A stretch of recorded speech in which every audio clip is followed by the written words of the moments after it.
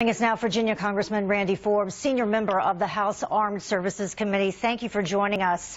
I want to get your comment on this latest information that just broke, and this is that Mateen traveled to Saudi Arabia in 2010 and 2011. Was that an indicator that was missed, to quote Senator Burr?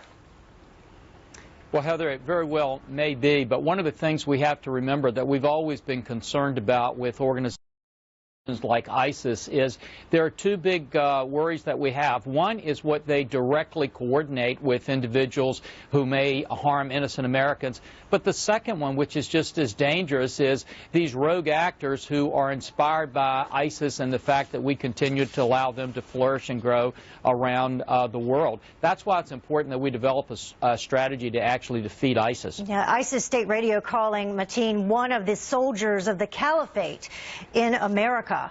So does that mean that they're moving their focus, perhaps, here, the caliphate? Well, Heather, they've continued to have this focus, and here's what really is bothersome to many of us. We know from testimony we've had with the Armed Services Committee, we had al-Qaeda and ISIS defeated when the president came into office in 2009. We know that the strategy that they have developed has been unsuccessful and failed, and the big question we have to ask ourselves now is, we're going to continue on this failed strategy, or we're going to actually change strategies and make sure we're putting the resources to stop ISIS.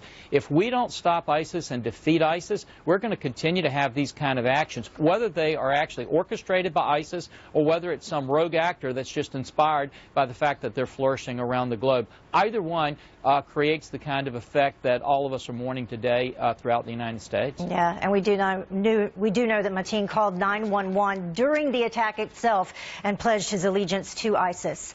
Thank you so much for joining us. Thank you, Heather.